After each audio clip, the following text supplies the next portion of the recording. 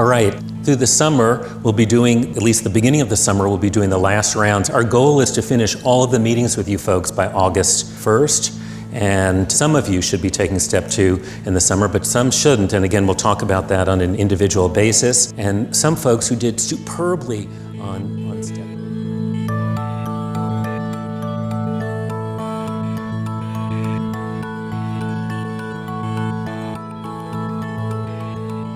Since the patient presented to her pediatrician's office with a known history of sickle cell disease and fever. These days, most of our lectures are, somebody is in front of a podium with a PowerPoint going through slides, talking about slide after slide after slide, which is good and effective in its own way. But Dr. Miller told everybody, he's like, okay, put away your laptops, put away your iPhones, don't even try to take notes, just be with me as we go through this for a little bit. He created an experience out of that was totally different than what we had been used to, and I think was really effective in that regard. It kind of shook it up.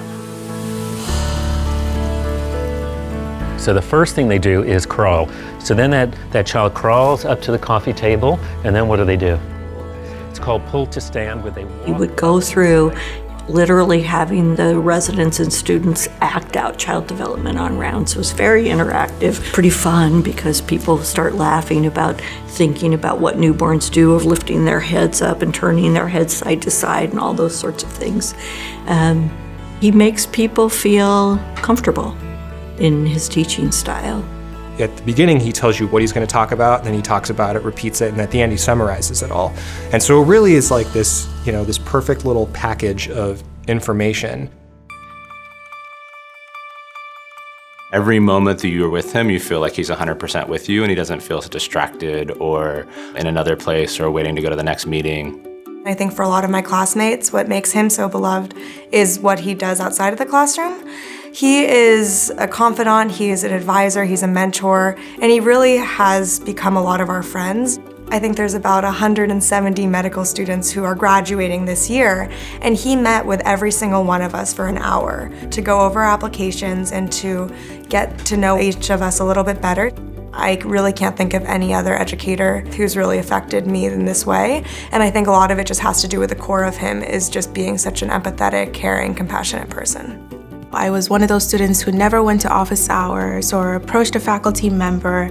But with Dr. Miller, he just has this smile and this welcoming energy about him that not only have I gone to him both for academic, issues, but for personal matters. I formed a nonprofit under the UCLA umbrella. It's called Partners for Pediatric Progress. And our mission is to support the care of children in incredibly low-resource corners of the world. And our students come back from working in these settings with a priceless perspective of how fortunate we are in both our personal lives and our professional lives. I think realizing that we're part of a bigger community rather than just our city, our state, our country, is that we're really members of the global community, and we need to teach other people and learn from them as well. One of the things that energizes me is the potential impact that we can have in the lives of others. And many times, we never get to see the impact, but it's there. Every time I come back from a medical mission like that, I really feel reinvigorated in the types of things that I enjoy in my job. And it gives you a sense of perspective of how privileged we are in this country and how special UCLA is. I think that in many ways, we're all teachers. All of us at UCLA are teachers by being the role models that we are. We're role models for our family members, we're role models for our children, but I think that we are role models in the workplace with our colleagues. We have a responsibility to role model compassion, understanding, and respect.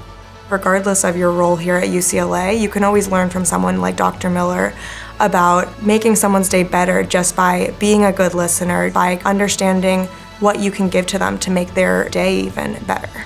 Some of the things we can take away from Dr. Miller are to treat everybody well. You'll see with every single person he interacts with, he's treating them as his equal. He's treating them as somebody who has something valuable to share. And I think if everybody did that, the world, and certainly medicine, would be a lot better place to work.